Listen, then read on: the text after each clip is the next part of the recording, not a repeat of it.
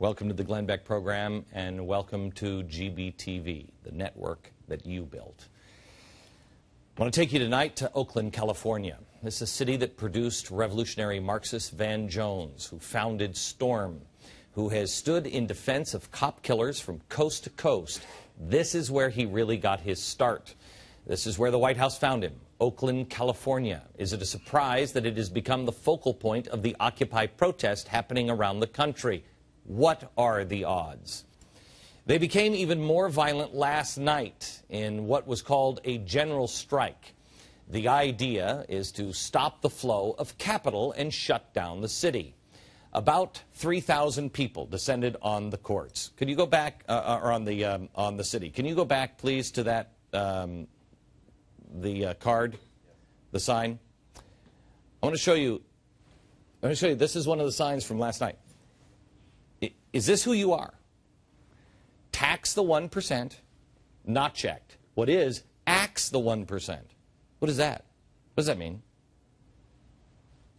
Abolish the banks and wage slavery. Fight directly for communism. International Communist Workers' Party. They're the 99. You're all like, everybody's in like that. All right. So they descend last night on the port of Oakland. Now, this is the nation's 5th busiest harbor, and they're there for about 5 hours. They illegally blocked all the streets and the exits with makeshift chain link fences. Now, this caused dock workers lost revenue for the day. And by the way, how many college kids do you know have chain link fences that they could just put up spur of the moment? Protesters broke into an occupied downtown building and set several fires. Then they clashed with police when the police arrived on the scene of the bonfire. The bonfire was set in the middle of the road, and the flames reached 15 feet in the air. It was just a big pile of trash. I hope there wasn't any styrofoam in that bonfire, because that'd be bad for the environment. Obviously, not so environmentally sensitive now. Protesters wielding shields hurled rocks, explosives, bottles, and flaming objects at responding police officers. Many buildings were damaged. One protester was quoted as saying, quote, "We go from having a peaceful movement to now just chaos." According to an eyewitness, about 75 Whole Foods shoppers were also barricaded inside of the Whole Foods store by protesters who threw rocks and chairs at the windows, breaking them. The frightened shoppers were whisked out the back as protesters graffitied the store and started fist-fighting in the streets. Do you remember when I said violence on the streets, that riots would break out and no one would listen? I want to show you something I showed you a few months ago. The longshoremen from Washington and Oregon, they staged violent protests. They closed down another port. They stormed the Seattle port, overpowering and holding security guards. They damaged railroad cars. They vandalized property. This is the last time they did it, just recently. That's a union getting violent against another union. Again, the most organized, the most violent will win control in the end. On Monday, I'm going to show you a history that you have never seen before, most likely. It is the history of riots in America, specifically union riots in America. Now, we've known about the violence that is going on. We knew about the violence in the 1960s, right? We knew about that.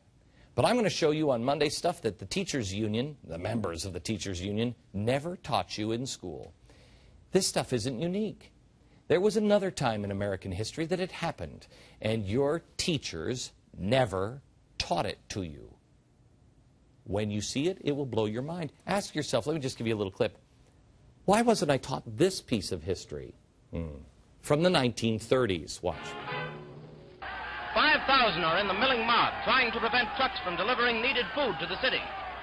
Outnumbering the police 10 to 1, they attack in gangs. The actual beginning of hand-to-hand fighting, in which one deputy was beaten to death and scores were injured.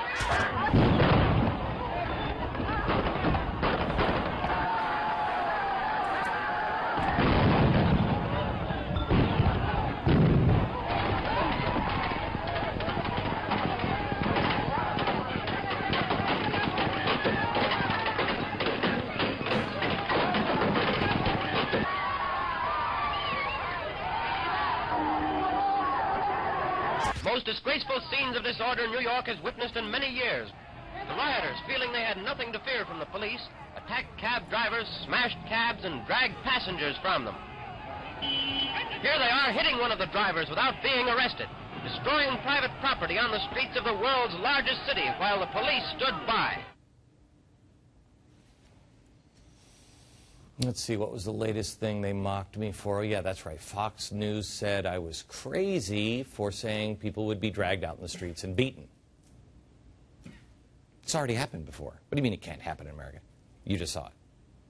Wait until you see the film that for some strange reason you were never taught. It's no coincidence that we all suck in school. It's no coincidence that nobody likes history. It's all just dates and places.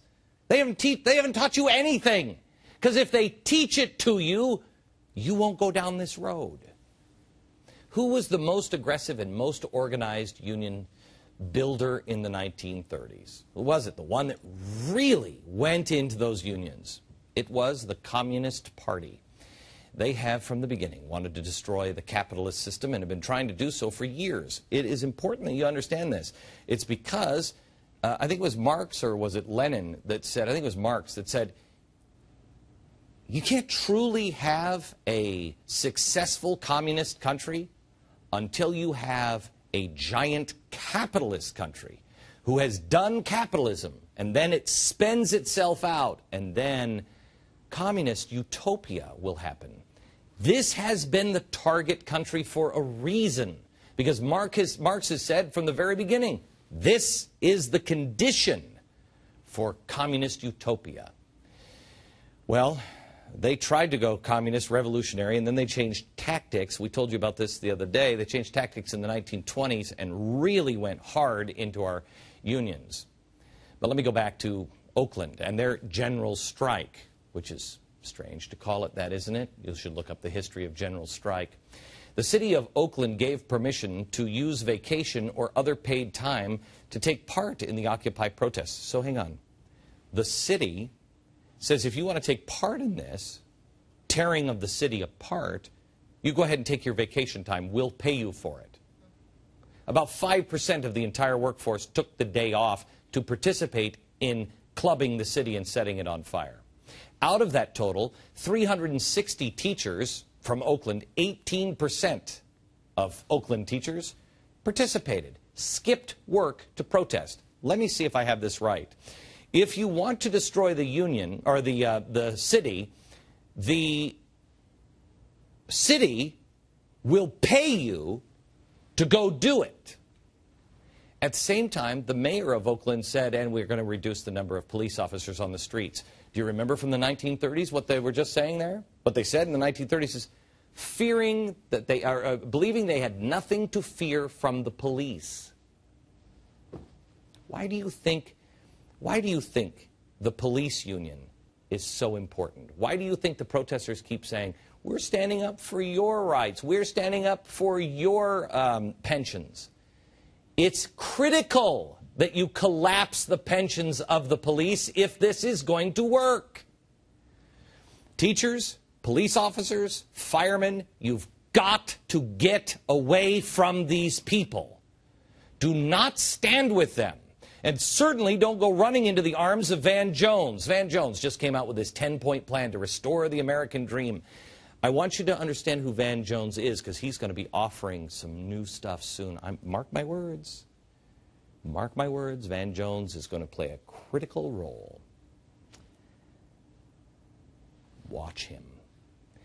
Van Jones is going to offer a new solution.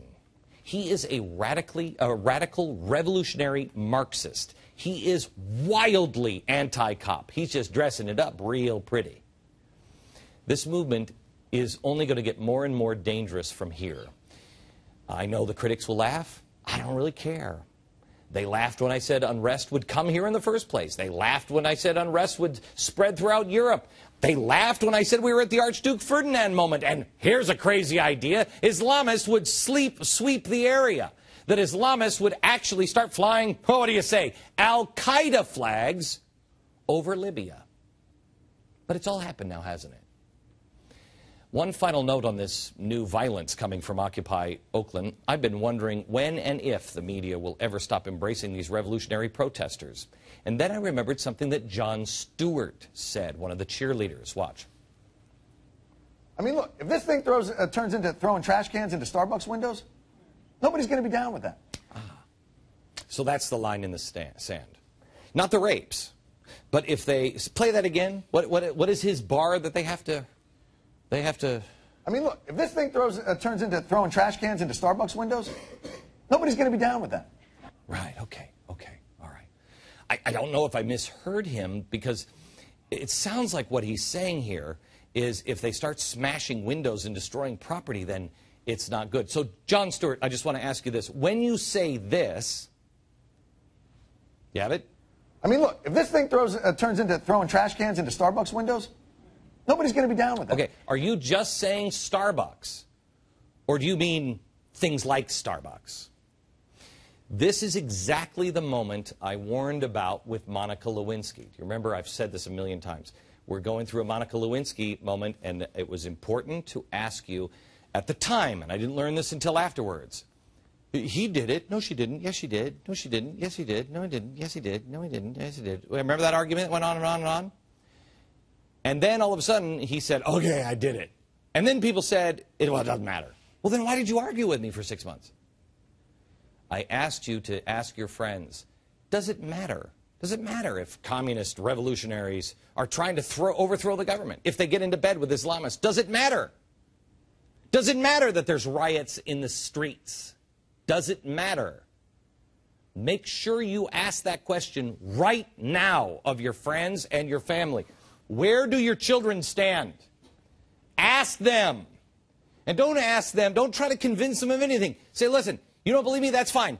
Does it matter if those things are happening? Does it matter that we have riots in the streets? Does it matter if the communists and everybody are in bed with this administration? Does it matter that they're trying to collapse the system? I know you don't believe it. Does it matter?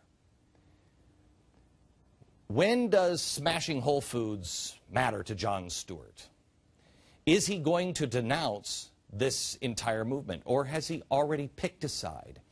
Jon Stewart and the rest of the media, and quite honestly, your friends, have better get off this train and decide when it matters, because this train is taking you right straight to chaos. And there's no middle ground. There's no middle ground. This is the beginning. You can't sit this one out. Attacking a police station. They even attacked a Men's Warehouse last night that had a sign in the window that said, "We support the 99." I don't care. Blocks and blocks and blocks left behind of damage. Now, I don't have a garbage can that's going through a Starbucks window, but we do have this. Rampant sexual assault. Sex in tarps. That's beautiful. Heavy drug use. Multiple rapes. Public masturbation. One of these events had to be actually closed down because people were masturbating out in public. Public defecation. Public nudity. Used needles. Filth. Trash. Destruction. Does any of this matter? The media is just going to keep making it cool. And Al Roker, I mean, the most unhip man in the world next to me, hey, I got some news for you. You know what? Last night, that guy in the Mercedes, he actually stepped on the gas and ran over the person who was standing in front of his car. Wrong thing to do. But I don't know what the right thing to do was. There are not enough cops there. Your car is surrounded by people beating on your windows. Do you remember what happened to Camilla and Prince Charles? They're beating on the windows. They were in a bulletproof car. He wasn't. You're most likely not. I am. I ain't rolling my windows down. Now, I can sit in my car. They can beat all they want. I want them to try to break my window. Go ahead, try. Ow. Most people don't have that. Camilla did. Prince Charles did. You don't. When they surround your car and you're in danger, what do you do? What do you do? You hit the gas and then go to jail because you hit the gas? Because I'm sure he's going to get a fair trial in Oakland, California.